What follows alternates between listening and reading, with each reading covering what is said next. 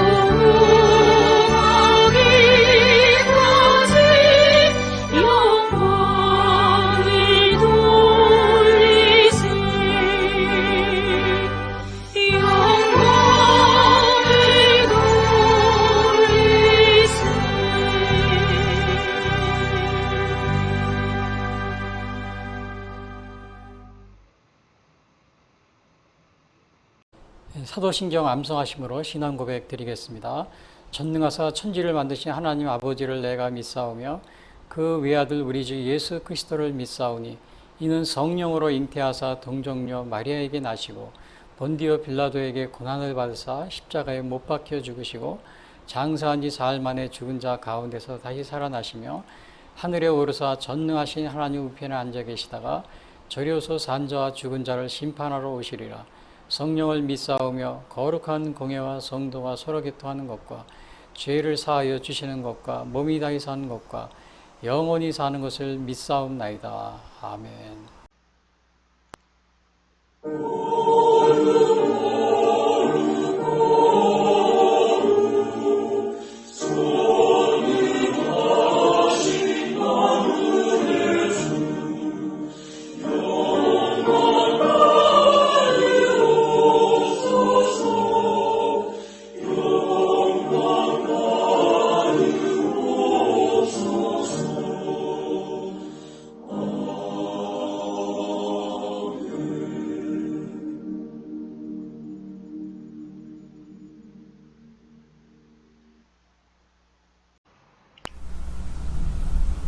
이어서 오늘 방송 설교를 위한 성경 말씀 봉독이 있겠습니다.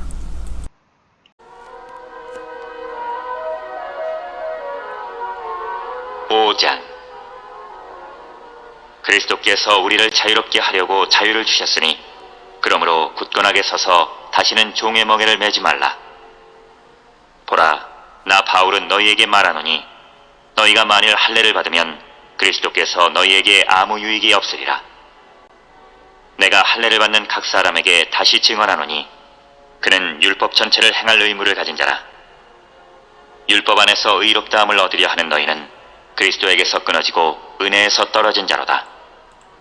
우리가 성령으로 믿음을 따라 의의 소망을 기다리노니 그리스도 예수 안에서는 할례나 무할례나 효력이 없으되 사랑으로서 역사하는 믿음뿐이니라. 너희가 다름질을 잘 하더니 누가 너희를 막아 진리를 순종하지 못하게 하더냐? 그 권면은 너희를 부르신 이에게서 난 것이 아니니라. 적은 누룩이 온덩이에 퍼지느니라. 나는 너희가 아무 다른 마음을 품지 아니할 줄을 주 안에서 확신하노라. 그러나 너희를 요동하게 하는 자는 누구든지 심판을 받으리라. 형제들아, 내가 지금까지 할례를 전한다면 어찌하여 지금까지 박해를 받으리요? 그리하였으면 십자가의 걸림돌이 제거되었으리니 너희를 어지럽게 하는 자들은 스스로 베어버리기를 원하노라. 형제들아, 너희가 자유를 위하여 부르심을 입었으나 그러나 그 자유로 육체의 기회를 삼지 말고 오직 사랑으로 서로 종노릇하라. 온 율법은 내 이웃 사랑하기를 내 자신같이 하라 하신 한 말씀에서 이루어졌나니 만일 서로 물고 먹으면 피차 멸망할까 조심하라. 이어지는 찬양은 나의 생명 되신 주 주님 앞에 나아갑니다. 라는 찬양입니다.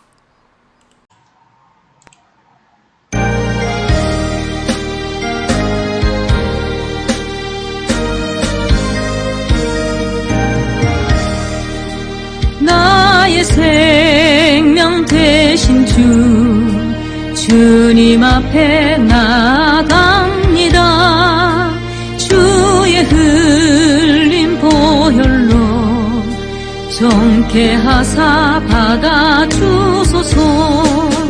날마다 주를 찬송하겠네. 주의 사랑 줄로서 나를 굳게 잡아내소서.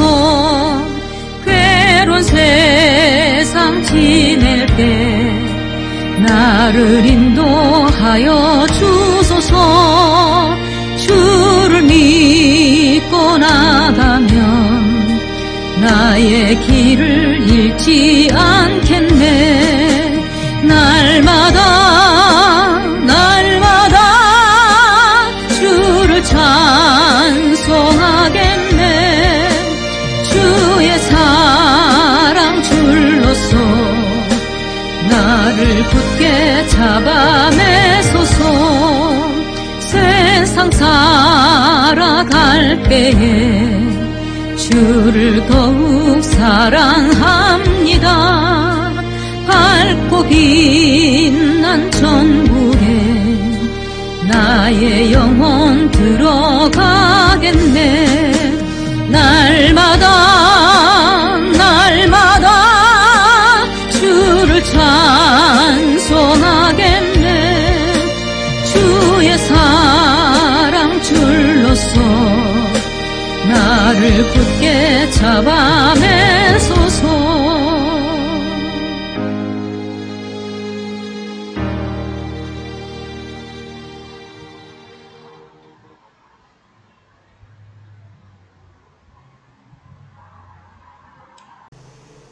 오늘 전해드릴 말씀은 8.15 광복절 및 건국기념일을 맞이해서 신약성경 갈라디아서 5장 1절부터 15절 말씀 가지고 그리스도께서 자유를 주셨으니 다시는 종의 멍에를 매지 말자라는 제목으로 말씀드리겠습니다. 갈라디아서는 사도 바울이 3차 전도 여행 중 마게도니아에서 쓴 서신입니다. 그리고 이 갈라디아서를 쓰게 된 동기는 당시에 그 사도 바울의 사도권을 갖다 부인하고 또 다른 한 가지 중요한 게 있었는데, 그것은 그 갈라디아 교회에 만연하고 있던 그 율법주의, 그 율법주의에 대해 경고하기 위해서 쓴 것이 바로 이 갈라디아서입니다. 그 갈라디아 자체 내에 보면은 그 유대인들이 이제 그 많이 있었는데요. 그 유대인들은 그 자신들이 믿던 그 율법과 그 다음에 할례 의식 이런 게 있잖아요. 그래서 그 이방인 기독교들이 그 갈라디아 교회에 같이 있었는데, 그 이방인 기독교들에게 이제 할례를 받지 않으면은 할례를 받아야 구원을 받는다, 이렇게 얘기를 하는 겁니다. 그냥 할례를 받지 않으면은 구원을 받을 수 없다. 그 다음에 율법을 준수해야 구원을 받을 수 있다, 이런 식으로 얘기를 하니까 이방인 기독교인들 입장에서는 굉장히 혼돈을 빚게 됩니다. 그래서 그 소식을 듣고 사도 바울이 바로 쓴 것이 갈라디아서입니다. 그래서 이 갈라디아서는 그 이러한 율법주의를 경고하고, 그 다음에 예수님을 믿는 믿음에 의해서 믿음으로 구원을 받는다는 사실을 그 이야기해 주는 이러한 기독교인의 자유에 대해서 얘기를 하고 있습니다. 기독교인의 자유. 그래서 기독교인의 자유의 대원장은 바로 이 갈라디아서로 이렇게 보고 있습니다. 그런데 이제 그 실제로 그 우리 정치 쪽에서 볼 때는 그 마그나 카르타라는 게 있습니다. 자유의 대원장. 그것이 영국의 존 왕 때 그 이게 이렇게 선언된 건데요. 대개 왕들은 굉장히 절대 권력을 가지고 있잖아요. 그래서 그 왕의 뭐 마음먹기에 따라서 사람들을 죽일 수도 있고 살릴 수도 있고 마음대로 막 합니다. 그래서 1215년에 그것을 제안했는데 그것이 바로 영국의 그 존왕이요. 1215년 6월 15일 날 이제 귀족들하고 그 왕 사이에서 귀족들이 이렇게 왕에게 강요를 한 겁니다.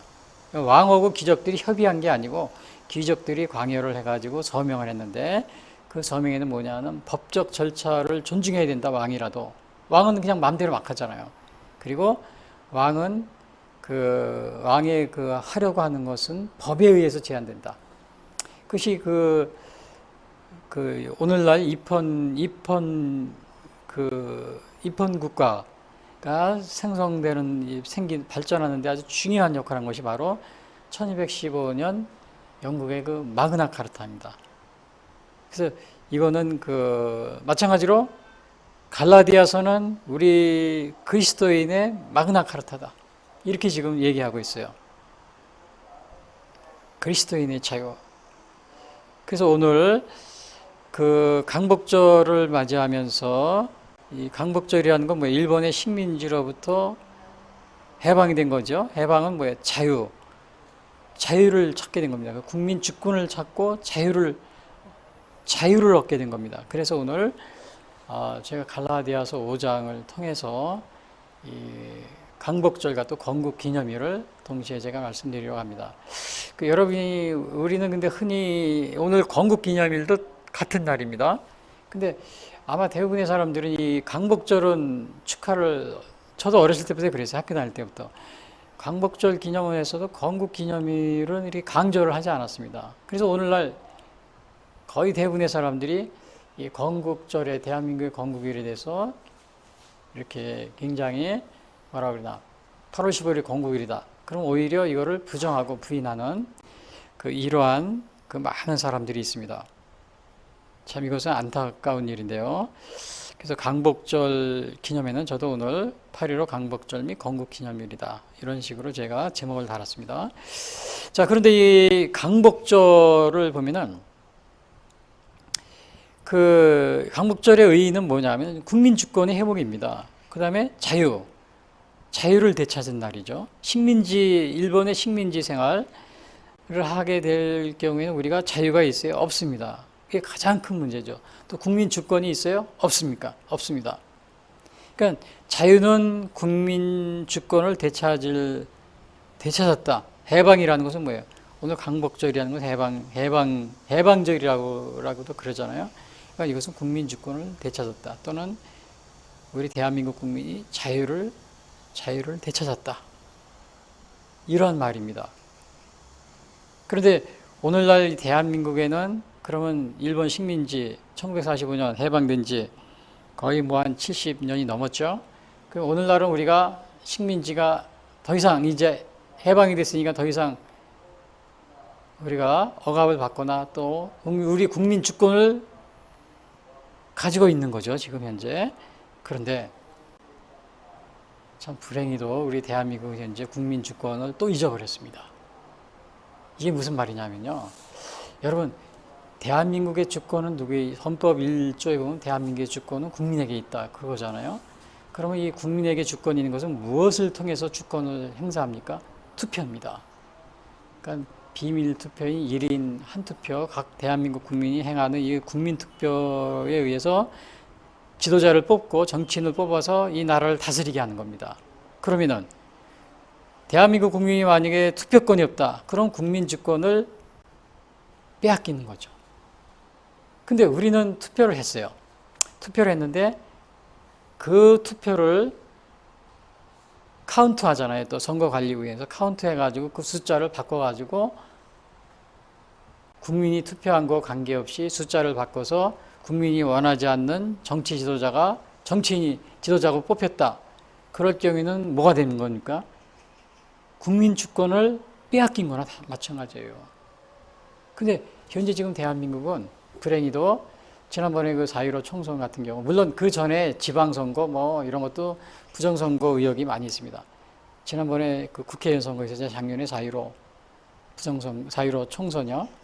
그것이 부정선거로 굉장히 명백히 통계학적으로 다 드러나 있고 또 지난번에 6월 28일 그 점검에서도 재검표에서도 그게 나타났습니다. 그러면 이게 거의 지금 여당의 180석 국회의원이 거의 다 이게 뭐라 그러나 부정선거로 당선된 그런 국회의원이라는 것이 지금 현재 그 국민 투표 그 결과 통계학적으로 또 재검표했을 때 한 군데만 했어요. 재검표. 그것도 뭐 6개월이나 해야 되는데 1년이 넘게요. 거기서 드러나고 있습니다. 그렇다면은 지금 현재 대한민국은 국민들이 투표를 통해서 주권을 행사하는 건데 그 투표 주권을 행사하는 거를 부정선거로 인해서 빼앗긴 거죠. 빼앗긴 거니까 어떻게 돼? 지금 어떤 상태예요? 식민지 상태입니다. 대한민국은 제2의 식민지 지금 상태에 빠져 있는 거예요. 여러분 이게 무슨 말인지 알겠어요? 8.15 해방은 국민 주권을 찾은 날이에요.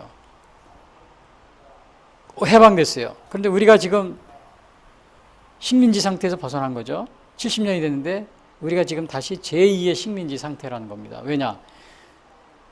대한민국 주권은 국민에게 있고 국민에게 각자 이걸 행사하는 거, 주권을 행사하는 거 투표를 했는데 이 투표를 부정선거로 해가지고 가짜 정치인들을 뽑아놨어요. 그러면 그 가짜 정치인들에서 이 나라가 다스려지고 있어요. 그러면은 우리가 어떤 생활하고 있는 식민지 생활하고 있다는 겁니다. 식민지 생활하고 여러분 대한민국은 지금 식민지 국가입니다. 우리가 원하는 그러한 주권을 행사해서 뽑은 정치인이 아니고 전혀 다른 정치인이 지금 이 나라를 다스리고 있는데 주로 어떤 정치인들이냐? 공산사회주의를 추정하는 그러한 정치인들이 이 나라를 다스리고 우리는 지금 공산주의, 거의 준공산주의의 식민지 국가가 되어 있는 그런 상황입니다.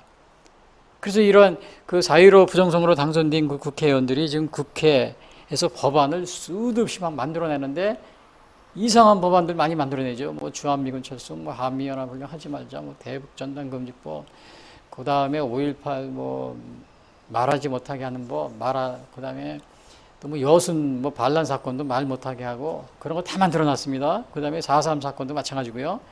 지금 이렇게 완전히 모든 법률을 막 공산사회주의로 공산주의식으로 독재국가로 이렇게 막 서서히 막 만들어가고 있어요.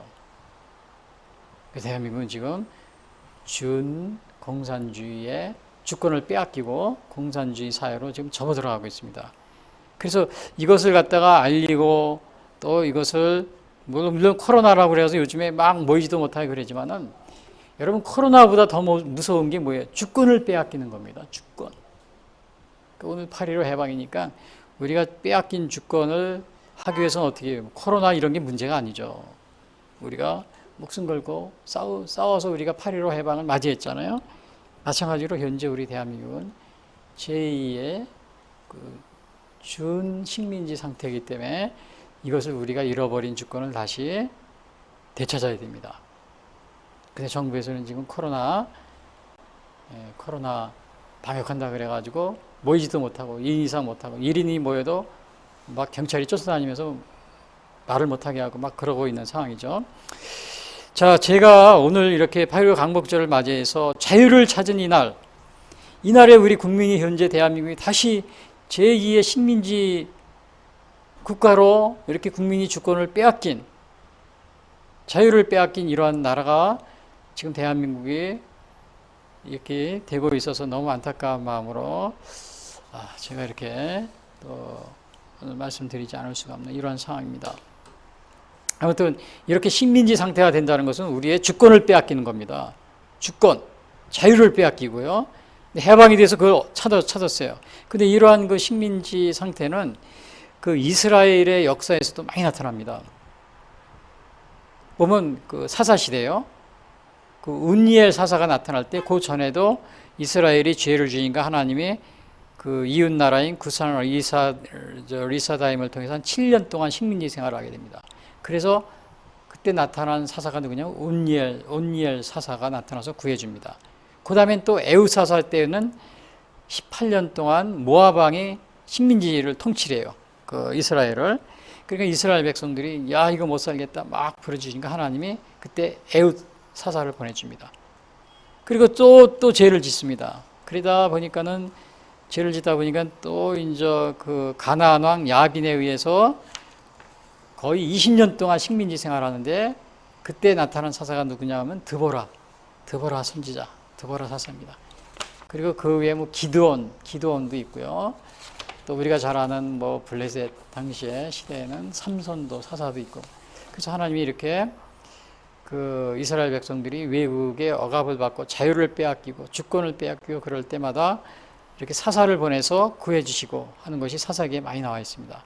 물론 이제 그 외에 이스라엘은 완전히 망해가지고 70년 동안 바벨론의 포로가 돼서 돌아오죠. 70년이요. 근데 이제 그리고 나라가 멸망하고 돌아와서도 뭐 나라를 세운 것 같은데 뭐 정식 뭐 이렇게 완전한 국가는 세우지 못하고 하다가 예수님이 오셔서 로마한테 또 멸망합니다. 로마한테 멸망해서 거의 2000년 동안을 이스라엘이라는 국가가 없어졌다가 1948년인가요? 1948년 2차 세계대전이 끝나고 독립을 합니다. 이스라엘이 그 시오니즘이라는 운동을 해가지고 그 현재 이스라엘 국가 세워진 것으로 돌아옵니다. 거의 2000년이 지난 다음에 세운 거죠. 야, 그러니까 2000년 정도 국가가 없어졌으면은 아마 그냥 이 지구상에서 없어졌을 텐데 이스라엘은 다시 국가를 세웁니다. 그래서 우리가 이런 걸 보면은 정말 이거 대단한 거죠. 하나님의 뭐 여기에 섭리가 있지 않나 이런 생각을 하지 않을 수가 없는 겁니다. 자, 그래서 그러면 오늘 일본 식민지 시대에 왜 우리가 해방을 추구했느냐? 그걸 보면은 주권을 빼앗기고 자유가 없잖아요. 그런데 1905년부터 이미 그러한 그 일본이 침략이 시작이 되고 막 그러는데 첫째 그 일사보호족이라는 게 있어요. 1905년. 첫 번째 통감이 누구였냐면 이토 히로부미. 그 이토 히로부미가 안중근 의사에게 그 살해를 당합니다. 그래서 그 다음에 온 게 테라우치 총독. 근데 이 테라우치 총독은 굉장히 이 탄압 정책을 폈는데 기독교를 특히 탄압을 많이 했습니다. 그래서 그 우리 많은 그 기독교가 굉장히 어려움을 겪고 또 뭐 신사참배 뭐 이러한 문제로 어려움을 겪고 굉장한 그 고난을 많이 겪었는데요. 근데 1920년대부터는 45년 해방되기 전에 1920년대부터는 소련이 공산국가가 되잖아요. 볼세비키 혁명이 성공하면서 공산주의 국가로 됩니다. 그러니까 우리 독립운동을 하시던 분이 공산주의 독립운동가하고 자유민주주의 독립운동가로 나누어집니다. 그래가지고 그 해방되기 전에 그 어떠한 일이 생겼냐면은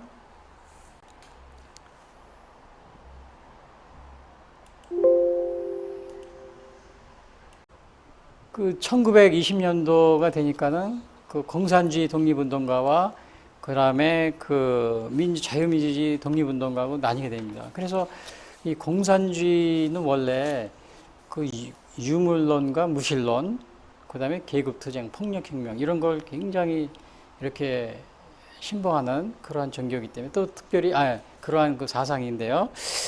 그 종교를 특히 적대시합니다. 모든 종교를. 지금도 그 중국 공산당원이 한 거의 뭐 10억 인구 중에서 한 1억 정도가 공산당원이라는데 그 당원 내에서 아주 규칙이 있습니다. 그 규칙이 뭐냐면 종교를 가진 사람은 당원에서 나가라. 그러니까 완전히 공산주의는 무신론을 주장하고요. 그 다음에 신은 없다. 뭐 종교는 인민의 아편이다. 그래서 완전히 종교하고는 적대적입니다. 뭐 기독교뿐만 아니고 불교도 마찬가지예요. 이슬람도 마찬가지고요. 그래서 오늘날 북한에는 종교가 있어요, 없어요? 없습니다. 그래서 그 김일성이 해방 후에도 우리 북한에 남아있는 거의 10만, 20만 되는 기독교인들을 완전히 다 몰살시켰잖아요. 김일성이요. 지금도 그렇고, 그 아들 김정일, 또 김정은도 마찬가지고요. 그래서 오늘 이 공산주의를 이렇게 추정한다는 것이 정치인들이 추정하거나 또 이렇게 따라가는 것은 굉장히 위험합니다. 굉장히 위험한 사상이고, 이거는 개인을 망칠 뿐만 아니고 가정과 개인과 국가, 사회를 완전히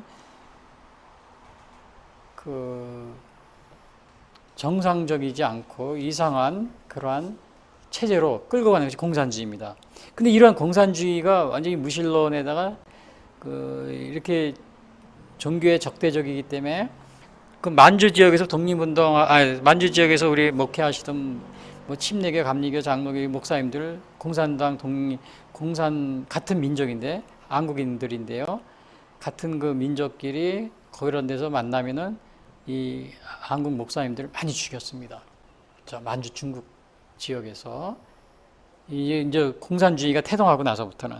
그리고 중국 자체도 이미 그 모태똥을 위시로 해서 중국을 완전히 그 일본하고 독립운동을 하면서도 공산주의 사상에 물드는 겁니다.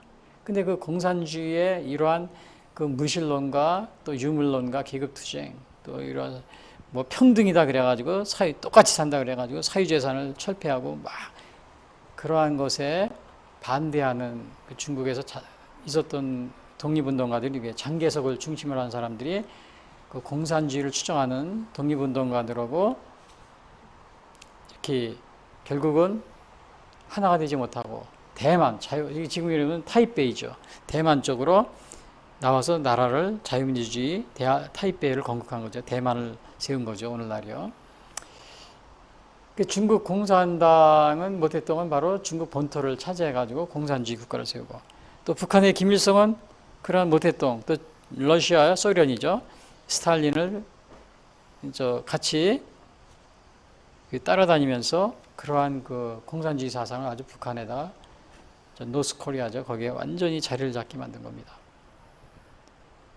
그래서 이 공산주의가 생기면서 독립운동가들도 이렇게 자체 내에서 이렇게 분열이 됐습니다. 그 분열이 오늘날까지도 오늘날도 저 북한 있고 또 우리 대한민국은 남쪽은 대한민국 자유민주주의 그 다음에 북쪽 그 다음에 중국도 마찬가지예요. 중국은 본토가 중국 공산당 그 다음에 자유민주주의인 대만 타이베이를 중심으로 한 대만이 있죠. 타이완을 중심으로 해서 오늘날 이러한 상황이 된 겁니다. 그래서 이러한 아무튼 일본의 그 식민지를 있으면서 그 독립운동을 해야 되는데 이 독립운동도 이미 1920년도부터 자체 내에서 이렇게 분열이 생긴 거예요.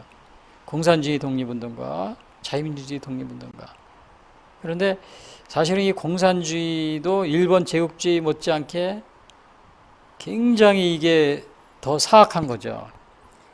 일본 제국주의보다 더 심한 겁니다. 더 심해요.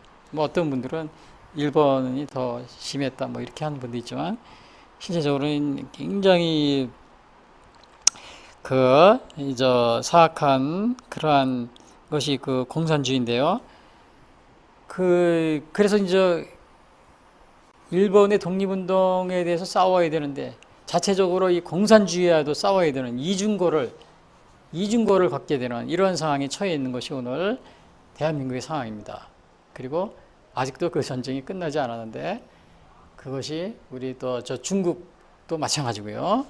중국 본토와 또 타이완도 그런 상황에 처해 있고요. 자, 그래서 일본 식민지 시대 이런 때는 굉장히 어려웠던 게 그 신사참배 강요가 있었고요. 근데 대운의 초기에는 이 신사참배를 어떻게 얘기를 했냐면은 뭐 간단한 국민의례다. 국민의례만 하고 가라. 국민의례니까 그것만 하면 된다. 근데 나중에는 이 참배까지 강요를 했는데 이 신사참배를 가장 먼저 수용한 교단이 로마 카톨릭이랍니다. 1936년에. 그 다음에 이제 안식교, 정결교, 구세군, 성공회, 감리교 이렇게 다 신사참배를 승인했는데요. 가결했는데 1938년 9월에 그 평양에서는 그 홍택기 그 총회장님이 신사참배는 우상이 아니고 우상숭배가 아니고 국가의식이라 그래가지고는 신사참배를 정식으로 이렇게 통과를 시킵니다. 그리고 이걸 반대하다 마지막까지 순교하신 목사님 주기철 목사님이 있었고요. 그러니까 이렇게 기독교를 엄청나게 탄압을 했기 때문에 또 이제 한국말 사용도 금지시키고요. 기독교 학교를 거의 다 억압을 하고. 자, 이러한 상황에서 나중에는 교회들이 이제 완전히 그 친일 행동을 벌이게 됩니다. 그래서 장로교, 감리교, 구세군 등에서 일본하고 교회를 통합한다 그래가지고 교단 이름을 바꿉니다. 일본 교단하고 같이 통합한다고요. 그래서 감리교회 같은 경우는 매일 신보에 다음과 같은 글을 기고합니다. 이렇게 썼습니다. 매일 신보에 당시에 우리나라는 대일본 제국이다. 우리는 종교인이기 이전에, 조선인이기 이전에 먼저 제1로 일본이라는 사실을 잊어서는 안 된다.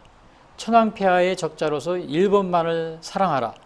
이것이 우리 조선 기독교구에게 주어진 하나님의 영광이다. 이것이 감리교에서 매일신보에게 기고한 겁니다. 1903년 후반에요. 그러니까 완전히 교회가 완전히 이제 기울은 겁니다. 친일로. 그 1944년 그 상동교회에서는 그 신사 참배를 하는 그 관리자가 와가지고는 그 사람이 이제 다 이렇게 강의하고 또 지도해서 많은 그 신자들을 데리고 한강으로 갑니다. 가서 거기서 그 신도, 신사 참배 신도의 그 세례 의식을 행하고, 그리고 나서는 이제 물에서 나와서는 일장기를 이마에 두르고 달리기, 남산을 달려가지고는 가서 신사 있잖아요. 남산에 있었는데 거기에 신사에 또 참배하고 돌아오고, 그런 것도 했다고 그럽니다. 이 상동교회 당시 그 이런 기록이 있습니다. 그 다음에 그 옆에 있는 세문안교회, 1943년에 세문안교회는 여러분 잘 알죠? 장로교의 대표적인 교회인데, 거기에 뭐 김영주 목사님이 그 충남에서, 일본 사람들이 충남에 그 신궁, 이게 완전히 신궁을 건설하는데 근로봉사대를 보내달라. 그러니까 그 세문안교회에서 목사님과 그 신자 50여 명을 보내서 기초작업 공사를 도와주고 그랬는데, 거기에는 또 천주교, 성결교, 구세군, 안식교, 또 그 우상 그 신사 참배하는 그 신전을 짓는 거를 이렇게 근로봉사들을 이렇게 보내가지고 도와주고 그랬답니다. 그러니까 이거는 뭐냐면요, 그 이스라엘이 뭐 아세라 우상이잖아요. 아세라상 금송아지 세우고 금송아지 상을 만들고 하나님이 굉장히 싫어하시는데, 그 이러한 싫어하는 일을 갖다가 아세라상을 만들고 금송아지를 만드는데 기독교인들을 보내가지고 그걸 만드는 걸 도와주고, 또 목사님들이 같이 도와주면서 후원해주고 그런 일을 했다는 거 똑같은 겁니다.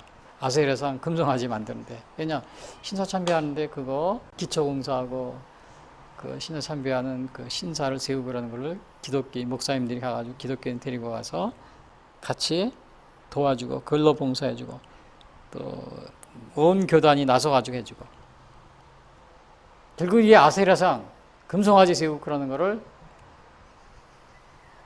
같이 일을 해가지고 세운 거가 마찬가지가 된 그런 상황입니다.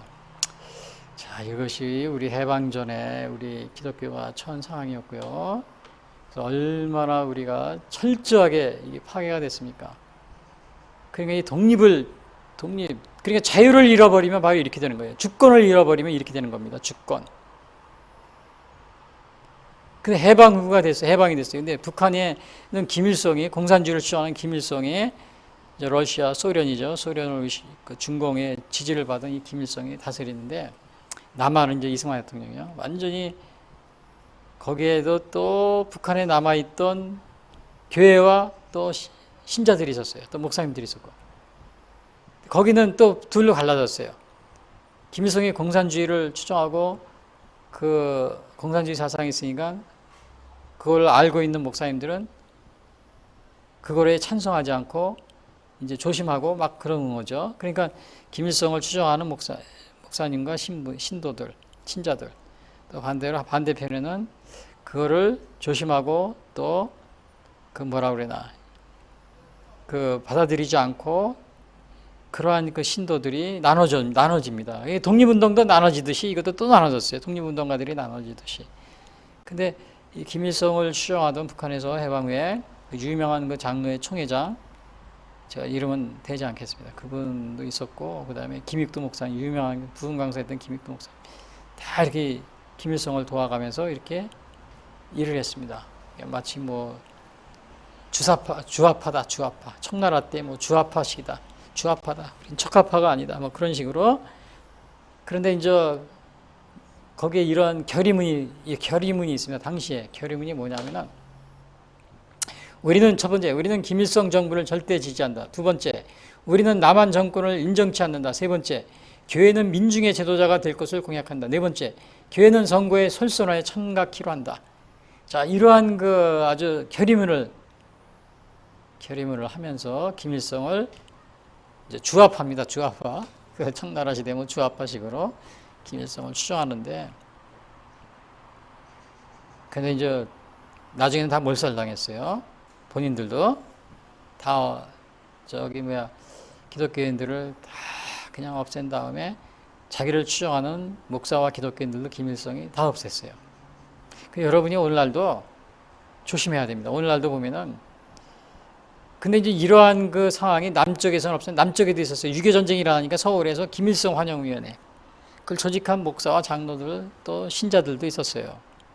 그러니까 이러한 사람들은 한치 앞을 내다보지 못하는 그러한 것이라고 볼 수가 있어요. 근데 오늘날은 없느냐? 오늘날도 비슷한 그런 상황이 많이 있어요. 몇 년 전에 보니까 인천에 그 메가다 정군 동상 밑에 가서 횃불을 들고 그 동상까지 올라갔더라고요. 올라가서 횃불을 들고서 메가다 동상을 철거하라. 근데 나중에 알고 보니 이게 목사래요. 어느 목사님이래. 그리고 작년인가 문재인 대통령 북한 방문하고 나서 우리나라 서울에서 광화문에서 매일 집회한 게 있었죠. 그게 뭐예요? 김정은 의인맞이 환영. 김정은 서울에 오는 것을 환영합니다. 의인맞이 환영 한다고 매일 집회하고 서울 광화문에서요. 또 우리 기독교 계통에서는 목사님들이 2년 전에 모여가지고 지금도 할 겁니다. 북한의 주체 사상하고 우리 기독교 신앙을 해가지고 통일을 대비하자. 그래가지고 주체 신학을 연구한다. 주체 신학. 그런 걸 연구하는 단체를 조직을 했습니다. 서울의 어느 모교에서. 여러분, 주체 사상이라는 거, 공산주의 사상은 신을 부정하는데, 그거하고 같이 기독교고 합치는 신학을 연구하자고요? 서울에서, 이게 신문에 나왔던 겁니다, 다. 이런 상황입니다. 그리고 아마 50년대 6.25 전쟁 후에 우리가 얼마나 어려웠어요. 북한의 특별히 무장 공비가 막 그냥 무장 간첩을 내보내가지고, 무장 간첩이라는 건 뭐냐면 총, 수리탄 이걸 다 완전 무장하고서 남쪽에 온 그 간첩을 무장 간첩이라고 합니다. 그런 무장 간첩들이 우리 대한민국 국민을 거의 90년대까지 몇 명 정도 살해를 했냐면 3,000명, 거의 5,000명가량 민간인, 경찰, 군인들을 살해했습니다. 자, 이러한 상황인데, 그러한 상황일 때 50년대 굉장히 살벌했죠. 근데 우리 기독교 선교단체에서 NCCK입니다. 지금도 있어요. 교회협의회. NCCK에서는 주한미군 철수하라. 평화협정 체결해라. 이거를 60년대, 70년대에 막 주장하고 나섰던 기독교 단체입니다. 이번 60년대, 70년대에 주한미군이 철수했으면 지금 대한민국은 공산화됐습니다. 그러니까 지금 이게 NCCK 기독교 교회 협의회인데요. 우리 서울에 본부가 있는데, 이분들은 좀 감리교, 선결교, 구세군, 순복음, 또 성공회 이런 데서 이렇게 그 교단에서 힘을 합쳐가지고 연합해서 세운 단체 같은데, 자, 이러한 문제에 대해서 왜 교단에서 언급을 하지 않는지 모르겠어요. 여러분, 전두환, 박정희 독재자라고 비난을 하지만 우리가 비난할 수 없는 이유가 있습니다. 그거는 뭐냐 하면은, 당시에 이렇게 몇천 명이 죽어가는 북한의 무장공비에서 난파 간첩들이죠. 이 죽는 상황에서 굉장히 살벌한 시기였습니다. 근데 그것을 정말 열심으로 잘 지킨 대통령이 누구냐? 박정희, 전두환, 노태우입니다. 다 물론 군 출신이죠. 군 출신이라 독재 아닌 또 독재를 한 것이 사실이지만, 그러나 그분들이 이 북한이 침략을 막고 간첩을 막는데 또 이 사회를 안정시키는데 굉장한 공헌을 했다는 사실이요. 이러한 그 군인들에 의한 정치가 없었다면은, 물론 독재를 한 것은 좀 아쉬운 점이 있지만은, 그러나 이 공산주의로부터 당시에 그 김일성은 거의 40년 죽을 때, 90년대 죽을 때까지 거의 40년을 혼자서 독재를 했잖아요. 언제 이게 우리나라를 계속 넘보고 있었던 겁니다. 6.25 전쟁을 일으키고 나서도. 그냥 그거를 철저하게 막은 것이 바로 박정희, 전두환, 노태우입니다. 군인, 오늘날 그 군대 이런 조직들을 다 이렇게 세워놓은 것. 특히 그 박정희 대통령의 공헌이 크죠. 그래서 우리가 전두환 노태우 이런 전두환 이런 대통령들을 뭐 단순히 뭐 독재자다 뭐 이렇게 해서 비하할 그런 이유가 없는 겁니다. 그 독재한 것 못지않게 정말 큰 이 나라를 지키는데 많은 노력을 기울인 사람들이 바로 그 대통령들입니다. 그래서 오늘 제가 이 본문에 이 자유 8.15 해방을 맞이해서 또 건국 기념일을 맞이해서 우리에게는 이 자유가 필요하다. 자유가 필요한데 자유를 얻은 날이다. 강복절 자유가 필요하기보다는요. 자유를 얻은 날인데 또 주권을 찾은 날인데 그러면 오늘 갈라디아서가 바로 이렇게 기독교인의 자유에 대해서 언급하고 있는 부분이기 때문에 오늘 제가 갈라디아서 5장 이걸 보겠는데요. 여기 첫 번째 보면은 주제가 첫 번째 이거는 광복절과 건국절 제가 요약을 여기 써놨는데요. 화면에 보시면 이거를 제가 지금 말씀드린 거 요약이고요. 그 다음에 첫 번째 주제 오늘 갈라디아서 보면은 첫 번째는 뭐냐면 그리스도께서 자유를 주셨으니 그 율법주의라는 종의 멍에를 다시는 매지 말자. 오늘 사도 바울이 얘기한 것은 뭐 식민지로부터 자유를 하자 이런 것이 아니고 율법주의라는 종의 멍에를 다시는 매지 말자. 그거를 강조하고 있습니다. 1절부터 9절까지. 율법주의.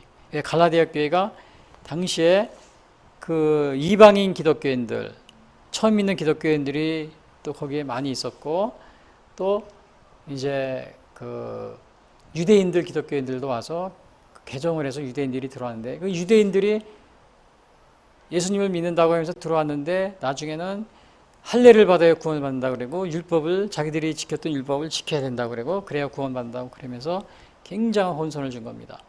그래서 사도 바울이 여기 1절부터 9절에는 그리스도께서 자유를 주셨으니 율법주의라는 종의 멍에를 다시는 매지 마라. 그래서 9절 보겠습니다. 1절에서 9절 보겠어요. 1절 그리스도께서 우리를 자유롭게 하려고 자유를 주셨으니 그러므로 굳건하게 서서 다시는 종의 멍에를 매지 마라. 그리고 이 9절까지의 내용이 다 그거에 대해서 얘기하고 있는 겁니다. 거의 그런 자유를, 이거 우리 기독교인들은 자유를 얻은 몸이다. 근데 왜 다시 율법을 지킴으로써 종의 멍에를 매려고 하느냐. 이 9절까지가 바로 그러한 내용이에요. 그래서 굳건하게 서서 다시는 종의 멍에를 매지 마라.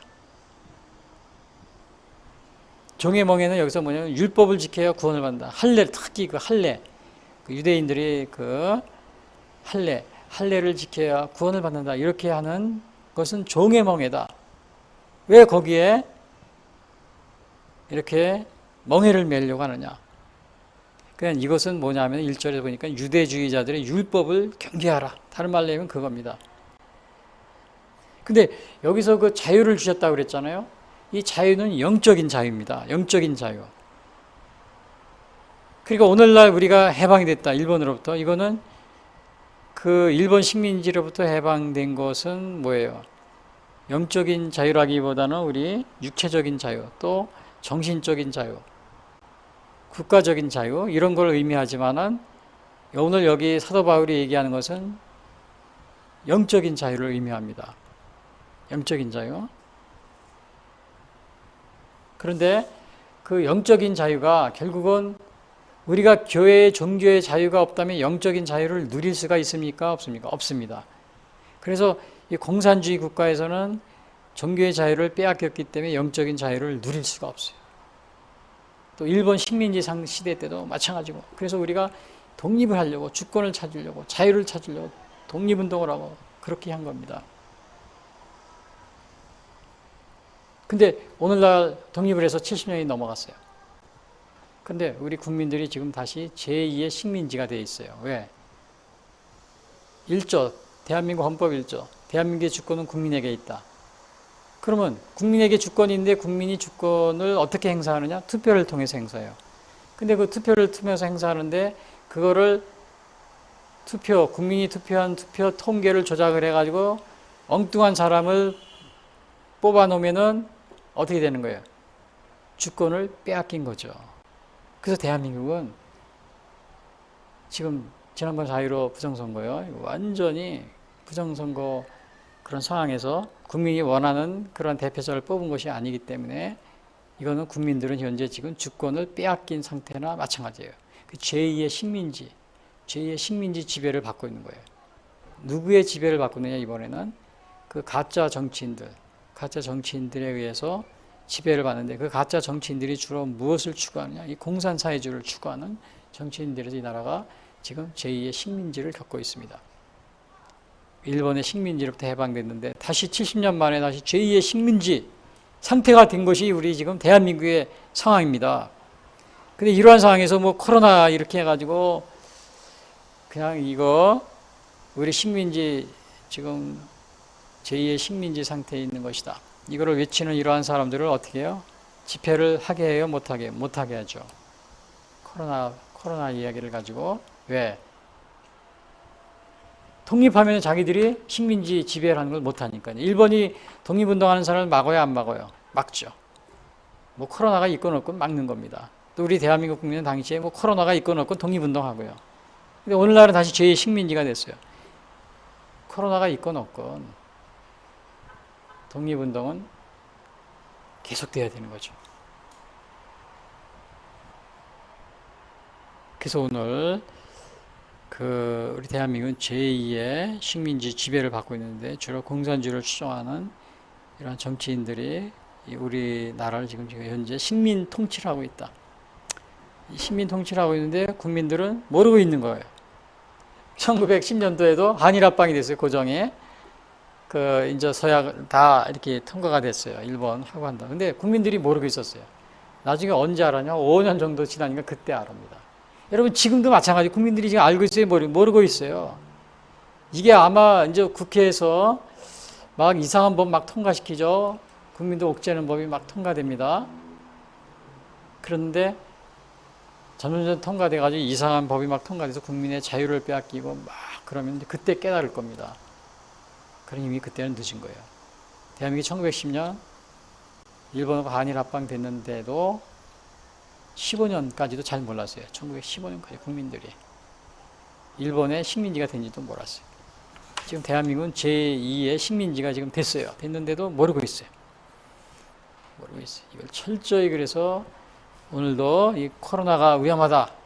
언론과 신문 방송이 이미 그 공산사회주의를 신봉하고 또 따르는 이러한 사람들에서 요소요소의 간첩이 지금 고정간첩, 우리나라 주민등록증을 가지고 있는 고정간첩들이 고초에 지금 언론, TV, 또 정치계, 뭐 국회, 사법부, 뭐 이런데 교육계 이런 거를 또 문화계, 특히 영화계 같은 경우요, 이런 거를 장악하고서 국민들의 눈가기를 다 막고, 특히 언론 같은 경우, 방송.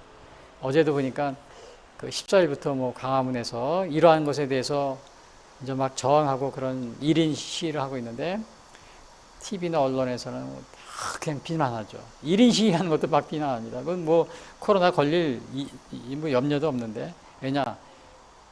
그 전에 그 박근혜 대통령 탄핵하기 전에 광화문에서 뭐 10만 명, 20만 명이 거의 1년 년 동안 굉장한 데모를 했습니다. 근데 그 토요일마다요. 근데 토요일 저녁마다 TV 뉴스에 하나도 나오지 않습니다. 신문에도 안 나오고 거의 1년, 2년이 되도록. 그러니까 이거는 뭘 의미하냐면 대한민국의 언론이 이미 북한 그 공산당 그 신문 그런 수준이 되었다는 겁니다. 아무리 나쁜 주장을 하고 전혀 그 엉뚱장통한 주장을 하더라도 뭐 10만 명, 20만 명, 뭐 서울역에서 저 강화문, 종로 뭐 저까지 완전히 꽉 찼으니까 어마어마한 인파들이 모여서 집회를 한다 그러면은 그 사람들이 좋은 의도든 나쁘든 이러한 사람이 이런 집회를 하고 있다. 이것은 뉴스에, TV에 방송을 해줘야 돼요. 신문에도. 근데 신문도 안 해주고 TV도 안 해주고 어느 한 곳에서 하질 않는 겁니다. 작년에 3.1절인가 그때는 거의 100만이 모였는데도 그날 저녁에 뉴스에는 단 1초도 나오지 않았어요. 거의 모든 TV가 KBS, SBS, MBC, YTN, 연합뉴스, TV조선, JTBC, 채널A 하나도 나오죠. 그러니까 대한민국의 이미 TV와 언론은 완전히 이 간첩이나 또 이러한 사람들에서 장악이 되어 있다는 겁니다. 북한의 이미 중앙TV나 그러한 북한의 그 노동신문 그런 상황이 돼버린 것이 우리 대한민국 상황이라고 볼 수가 있습니다. 물론 아직까지는 그렇게 뭐 생활 뉴스 같은 거 있지만은 날씨나 생활 뉴스 그거나 믿을 수 있지 나머지는 거대한 음모 속에서 지금 대한민국을 서서히 침몰시키고 있는 그런 상황입니다. 침몰시키고 있어요. 그래서 오늘 여기 그러잖아요. 그래서 자유를 주셨으니 율법주의란 종의 명을 다시는 매지 말자. 다시는 매지 말자면 우리 대한민국이 8.15 강복 해방이 됐어요. 다시는 뭐예요? 식민지가 돼서 종의 멍에를 매면 안 되는 겁니다. 그래서 국민 주권을 찾았잖아요. 투표권, 참정권을 통해서 대한민국 헌법 1조 대한민국의 주권은 국민에게 있다. 근데 이 주권을 어떻게 행사해? 투표로. 근데 그 투표가 부정투표가 돼가지고 거짓으로 다른 사람을 당선시켜 놓으면은 통계 조작을 통해서 그냥 투표하는 사람은 투표해요. 그러나 그 숫자를 이렇게 게시판에다 이렇게 발표하잖아요. 발표한 사람은 그걸 숫자를 발표를 조작을 해서 다른 사람을 당선시키는 겁니다. 주로 공산사회주의를 추종하는 사람들이. 그 사람들이 국회에 들어가서 막 법을 막 이상한 법을 막 지금 통과시키고 있잖아요. 굉장히 많이 통과시켰어요. 여러분 그거 잘 모를 겁니다. 관심이 없죠. 1910년도 대한민국이 일본의 식민지가 돼서도 다 항복문서 서약하고 그랬어도 1915년이 돼서야 국민들이 대한민국이 없어진 거니 그때서야 알았어요. 그리고 1919년 3.1 운동 돼서야 이게 우리가 자유를 잃어버렸네, 막 그 주권을 잃어버렸네, 막 그래서 막 깨어난 거고요. 10년 지나서 지금 상황이 똑같은 상황입니다. 그래서 여러분이 이 광화문에서 이거를 항의하고 또 이것을 이야기하는 이러한 국민들을 여러분 TV에서는 무조건 이미 채비가 점령당했으니까요. 비난하고 그런 것으로 계속 나가는데 국민들이 거기에 현역되어서는 안 됩니다. 물론 우리가 코로나 방역도 하면서 조심하면서 하는 거 중요합니다. 그러나 이 코로나보다 더 위험한 것이 뭐예요? 주권을 빼앗기고 나라를 빼앗기는 거잖아요. 지금 현재 우리가 주권을 빼앗겼는데 얼마나 위험한 상태입니까? 이 코로나, 사실 이 코로나도 독감도 1년에 한 3,000명 죽는데요, 그냥. 근데 우리 3,000명 죽을 때 뭐 이렇게 방역하고 사람 못 만나고 이렇게 한 적이 있어요? 없잖아요. 그냥 아픈 사람만 가서 치료했잖아요. 우리 코로나는 지금까지 거의 뭐 1년 반, 2년 됐지만 사망한 게 1,500명인가 그렇습니다. 독감은 1년에 3,000명, 2년이면 6,000명이 죽습니다. 그런데도 우리가 아픈 사람은 치료하고 그렇지 않은 사람은 독감 걸렸다 안 걸렸다 가지고 막 그러지 않잖아요. 지금 우리가 현재 이 방역한다고 그래서 2년 동안 거의 1년 반 동안 사망자 1,500명 정도, 독감의 한 3분의 1 수준도 안 되는 겁니다. 그리고 대한민국 사람은 거의 선천적으로 한 60% 정도의 그 면역력을 가지고 있다, 이런 연구도 있어요. 서울대학 교수님이. 그러니까 너무 과잉 방역을 하면 안 돼요. 이 과잉 방역을 하다 보면은 완전히 다 이 지금 자영업자들은 다 지금 그리고 또 이 청년들까지도 아르바이트 이런 자리가 없어서 청년들이 다 원룸에서 월세 내고 그렇게 생활을 했는데 그것도 내지 못하고 막 자살을 하고 이런 사람이 굉장히 많습니다.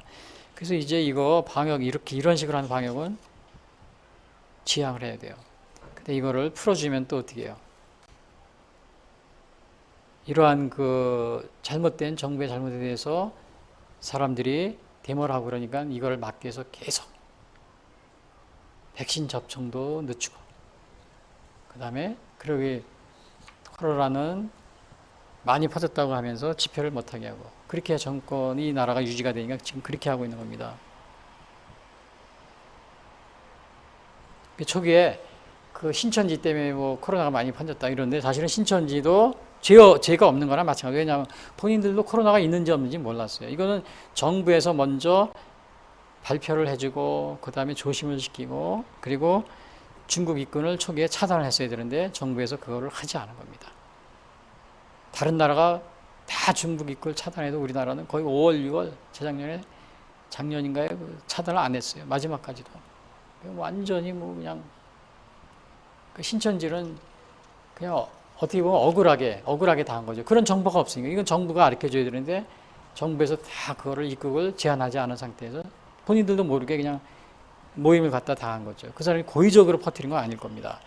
그래서 이러한 면이 있습니다. 백신도 마찬가지예요. 백신도 이거 미리 다 이렇게 맞고 있었으면 지금쯤 굉장히 자유로울 텐데 백신도 이거를 굉장히 늦추고 있는, 그러니까 코로나가 들어올 때는 막지 않고 백신을 줘가지고 자유를 줘야 되는데 백신을 맞게 하는 것을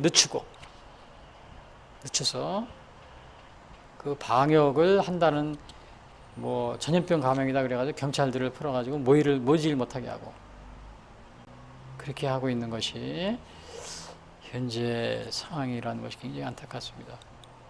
그래서 우리가 이러한 그 제2의 식민지 이런 상황을 어떻게 극복해야 되느냐. 이 자유민주주의 세계가 전체적으로 미국도 마찬가지로 그런 위험한, 지금 국민 주권을 잃어버리는 그런 위험한 상황에 처해 있어요. 자유민주주의 국가가 거의 다 그렇습니다. 그래서 독일이나 일본 같은 경우는 아예 검표를 투표하고 나서 이 투표 세는 거를 수작업인가 이렇게 하잖아요. 전자계산 이런 거 쓰지 않고. 왜냐하면 그 얼마든지 숫자를 속일 수 있기 때문에, 또 마음대로 해킹해서 숫자를 바꿀 수도 있고요. 뭐 중국이나 북한에서 해외에서도 얼마든지 우리나라 선거관리위원회 통계 숫자를 얼마든지 컨트롤할 수 있죠. 그래서 그런 위험성에 처해 있습니다. 그래서 그리스도께 자유를 주셨으니 다시는 종의 멍에를 매지 마라. 다시는 종의 멍에를. 이 종의 멍에를 매지 않으려면 다시 식민지가 되지 말아야 되는데, 우리 대한민국은 지금 다시금 식민지가 될 그런 위험에 처해 있습니다. 그래서 오늘 두 번째 주제는 뭐냐? 율법주의자는 축출하라. 그런 게 10절에서 12절에 나와 있어요. 율법주의자는 축출하라. 컬업이라는 말이에요. 컬업. 그래서 갈라디아 교회에 그 유대인들이 자꾸 혼란시키니까 나중에는 그 사도 바울이 그 12절에 그러냐. 율법주의자들은 축출하라. 여기 12절에 이런 말이 있어요. 너희를 어지럽게 하는 자는 스스로 베어버리기를 원하노라. 그 본문 여기 보세요. 갈라디아 5장 10절 제가 읽어드리겠습니다. 나는 너희가 아무 다른 마음을 품지 아니할 줄을 주 안에서 확신하노라. 그러나 너희를 요동하게 하는 자는 누구든지 심판을 받으리라. 형제들아, 내가 지금까지 할례를 전한다면 어찌하여 지금까지 박해를 받으리요? 그리하였으면 십자가의 걸림돌이 제거되었으리니 너희를 어지럽게 하는 자들은 스스로 베어버리기를 원하노라. 자, 이것이 두 번째 주제입니다. 이거 간단히 하면 이거예요. 율법주의자는 축출하라. 제거하라. 얼마나 극성을 그랬으면 이렇게 율법주의자를 멀리하라. 또 교회에서 내보내라. 이렇게 얘기를 하겠어요. 오늘날도 보면 우리 기독교에도 많은 이단들이 있습니다. 이단들이 있는데 그 이단들하고 저도 얘기를 많이 해봤는데 얘기를 하면 끝이 없어요. 결말이 안 나요. 아무리 얘기를 해도. 그러니까 한번 세뇌된다는 게 그렇게 무서운 거더라고요. 초기에 이 교회를 이렇게 했는데 그것이 이단 교회였어요. 근데 거기 가서 이렇게 세뇌를 받은 나중에 이게 전향하기가 쉽지 않습니다. 그리고 또 이 공산주의에 포섭이 되고 거기에 세뇌가 되잖아요. 그러면 또 이것도 전향하기가 쉽지 않아요. 이단도 마찬가지지만 전향하기 쉽지 않아요. 혈설 쓰면서 맹세까지 했는데 이게 전향이 쉽겠어요? 지금 우리나라 국회나 또 청와대 이런데 혈설 쓰면서 공산주의, 김일성 주체사항을 따르겠다고 혈설 쓰고 맹세한 사람들이 많이 있습니다. 대한민국이 지금 이러한 그 식민지, 제2의 식민지 상황이 되어버렸어요. 여기서 사도 바울은 뭐라고 그랬어요? 12절에 너희를 어지럽게 하는 자들은 스스로 베어버리기를 원하노라. 그 다음에 세 번째는 뭐냐면요. 세 번째 주제는 이겁니다. 그리스도께서 주신 자유를 남용하지 마라. 자유롭게 됐잖아요. 이걸 남용하는 사람이 있어요. 그게 어떻게 남용하냐면은 제가 읽어드리겠습니다. 형제들아, 너희가 자유를 위해 부르심을 입었으나 그러나 그 자유를 육체의 기회를 삼지 말고 오직 성령으로 서로 종노릇하라. 온 율법은 내 이웃 사랑하기를 내 자신같이 하라 하신 한 말씀에서 이루어졌나니 만일 서로 물고 먹으면 피차 멸망할까 조심하라. 그러니까 이거는 간단히 말하면 그리스도께서 주신 자유를 남용하지 마라. 그리스도께서 우리를 위해 자유를 주셨잖아요. 자유를 주셨는데 거기에 자유를 우리가 또 종의 멍에를 매려고 한다거나, 그리고 종의 멍에를 매지 않았지만 이 자유를 가지고 남용하면 그러면 안 되죠. 그래서 어떤 분들은 나는 예수님께 구원받았어. 그러니까 한 번 구원은 영원한 구원이야. 그래가지고 어떻게 행동을 하냐면은 하나님의 하나님의 이 계명을, 하나님의 말씀을 잘 지키려고 그러잖아요. 왜냐? 내가 잘 안 지켜도 나는 이미 구원을 받은 사람이니까 그거 관계없어, 이렇게 생각하는 사람이 많이 있었어요. 그거는 뭐냐면 반도덕주의라고 합니다. 그래서 율법주의도 나쁜 거지만 반율법주의도 안 됩니다. 반도덕주의도 안 돼요. 왜냐? 반도덕주의가 되면 하나님의 말씀 안 지키고 나는 구원받았어, 예수님이 믿으니까 구원받았어, 그래가지고 하나님의 말씀대로 생활하지 않으려고 그래요. 그래서 그걸 반율법주의라고 합니다. 율법주의가 나쁘지만 반율법주의, 반도덕주의요. 반도덕주의, 이것도 굉장히 조심을 해야 됩니다. 왜냐하면 예수님도 오셔가지고 내가 율법을 폐하러 온 것이 아니요 완성시키러 왔다 그러죠. 또 야고보서도 온전하게 한다고 그러죠. 우리의 하나님의 말씀을 지키는 것은 뭐예요? 우리의 율법을 지키는 것은 우리의 믿음을 온전하게 한다, 그런 말을 합니다. 야고보서도 보면은. 그래서 우리가 주님께서 주신 이러한 자유를 남용해서는 안 됩니다. 그래서 오늘 결론적으로 말씀드리면 세 가지입니다. 오늘 8.15 강복절과 건국기념일, 제가 건국기념일에 대해서 말씀을 많이 해드렸는데 아무튼 두 가지를 동시에 이렇게 한다는 게 쉽지 않은데요. 그래서 이 강복절을 맞이하면서 첫 번째, 그리스도의 자유를 주셨으니 율법주의라는 종의 멍에를 다시는 매지 말자. 두 번째, 율법주의자는 축출하라. 이게 굉장히 가혹한 그런 것 같은데, 저 같은 경우는 정말 이렇게 마음이 약해서 이렇게 못합니다. 왜냐하면 계속 권면하고 타이르고 또 이렇게 해서 이제 같이 이렇게 하는 것이 제 스타일이기 때문에 이렇게는 제가 못하고 있는데, 아무튼 이거 굉장히 조심하라, 이러한 의미로 받아들이면 됩니다. 그 다음에 이제 세 번째, 그리스도께서 주신 자유를 남용하지 마라. 남용하지 마라. 그래서 이 주님께서 우리를 자유를 주셨으니까 나는 그 예수님의 말씀을 지키지 않고 막 해도 나는 구원을 받을 수 있어. 그래서 그런 반도덕주의 이런 데 빠지지 말라는 겁니다. 그리고 여기서는 율법주의라는, 첫 번째 율법주의라는 종의 멍에인데, 우리는 정말 우리도 다시 8.15 해방됐잖아요. 식민지에서 우리가 해방이 됐잖아요. 근데 왜 우리가 다시 종의 멍에를 우리도 다시는 매지 말아야 되죠. 종의 멍에가 뭐예요? 다시 외국에 의해서 우리가 주권을 빼앗기고, 또 오늘날은 자유민주주의에서는, 우리 대한민국에서는 국민 주권은 국민에게 있다. 그래서 우리 국민 각자가 자기의 주권을 지켜야 되는데, 이 주권을 행사하는 게 투표잖아요. 근데 투표를 우리가 행사를 했는데 그거를 발표하는 이 선거관리위원회에서 통계를 발표하면서 숫자를 조작을 해가지고 국민이 원하지 않는 다른 정치인들을 당선시켜 놓고, 주로 공산주의를 추종하는 정치인들이요, 당선시켜 놓고 정치를 하면 우리가 어떤 상황에 있는 거나 마찬가지예요. 식민지. 그래서 오늘날 지난번 4.15 총선은 부정선거였기 때문에 오늘날 우리는 거의 대부분의 국회의원이 부정선거입니다. 그래서 가짜 국회의원이에요. 그래서 우리는 지금 제2의 식민지 상태에 빠져 있다. 그래서 이 제2의 식민지에서 벗어나는데, 코로나가 물론 전염병이 우리가 조심해야 되지만 코로나보다 더 무서운 게 뭐예요? 식민지, 자유를 잃어버리는 거예요. 주권을 빼앗기는 거예요. 죽음이 아니면, 자유가 아니면 죽음을 달라 그러잖아요. 그래서 이 방역도 하면서 또 우리가 이거를 국민들이 깨어나라고 알리는 일도 게을리하지 말아야 돼요. 여러분, 8.15 해방될 때까지 독립운동가들이 마지막까지 독립을 해서 싸웠잖아요. 우리는 지금 제2의 식민지, 첫 번째 식민지는 미국의 원자탄으로 우리가 독립이 됐어요. 근데 70년 만에 우리가 다시 제2의 식민지가 됐어요. 투표권을 행사했는데 그걸 빼앗아 갔으니까요, 부정선거로. 그러면 우리가 이거를 찾기 위해서 어떻게 독립운동을 해야 됩니다. 코로나 방역도 지키지만 더 중요한 게 뭐예요? 우리의 주권을 찾는 게 더 시급한 문제죠.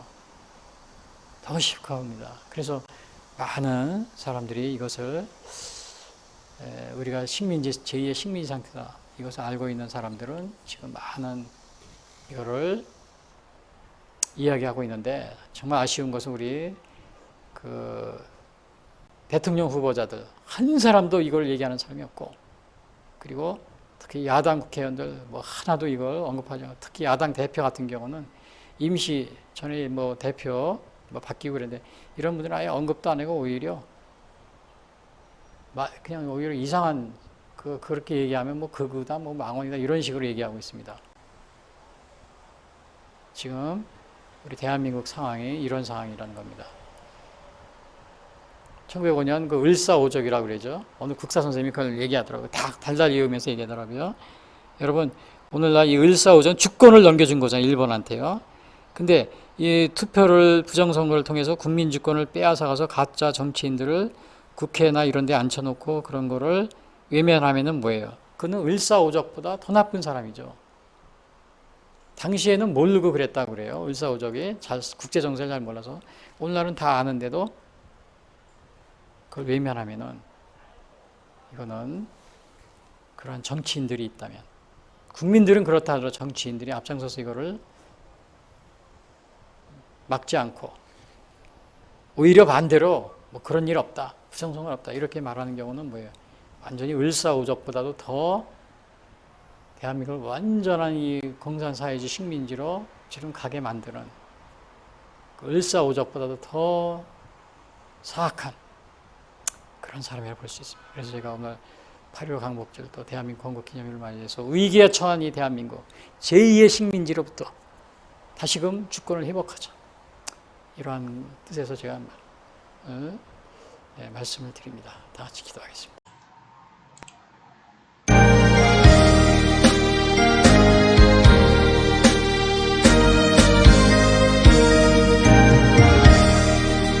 나의 생명 되신 주님 앞에 나아갑니다.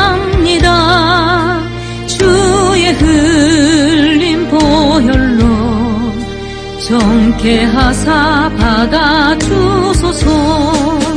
날마다 주를 찬송하겠네. 주의 사랑 줄로서 나를 굳게 잡아내소서.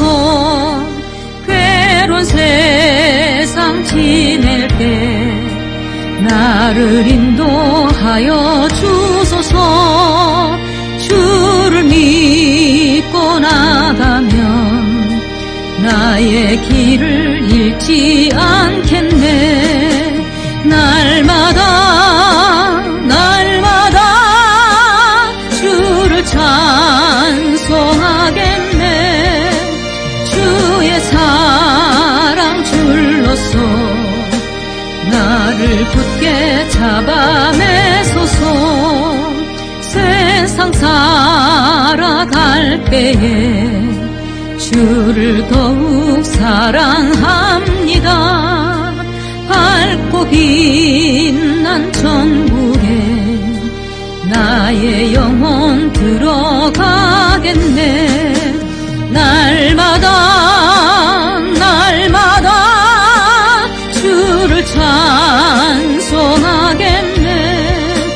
주의 사랑 줄로서 나를 굳게 잡아내소서.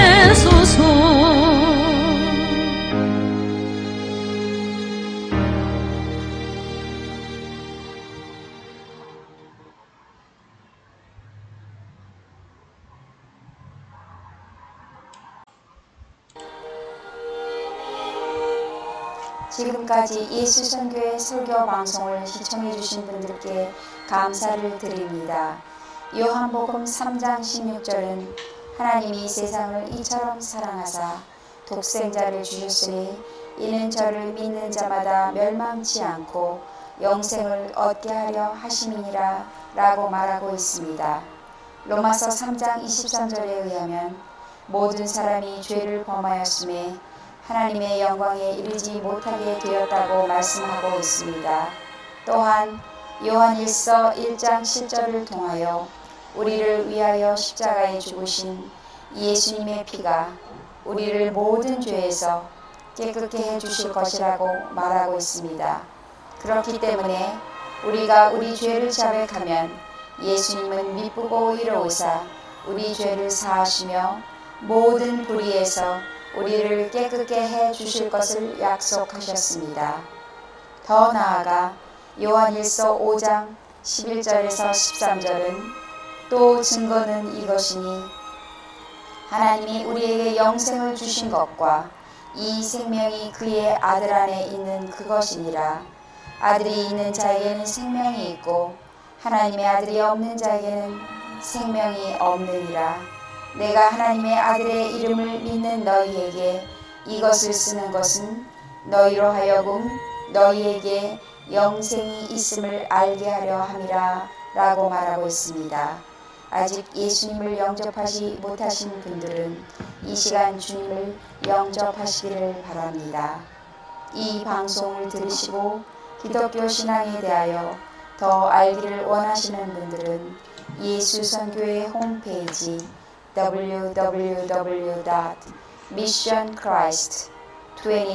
www.missionchrist21st.com을 방문해 주십시오. 다음 시간까지 안녕히 계십시오.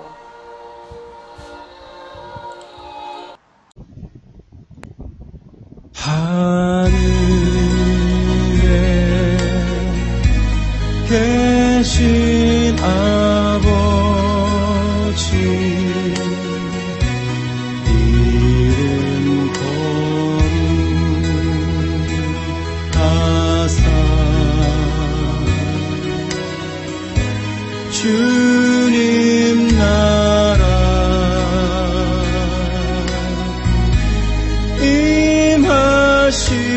임하시고 뜻이 이루어지리라.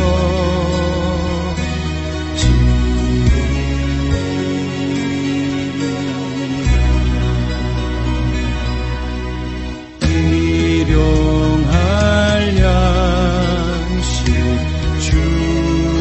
주시고 우리들의 큰 죄 다 용서하옵시고 또 시험에 들게 마시고 악에서 구원하소서. 대개 주의 나라 주의 권세 주의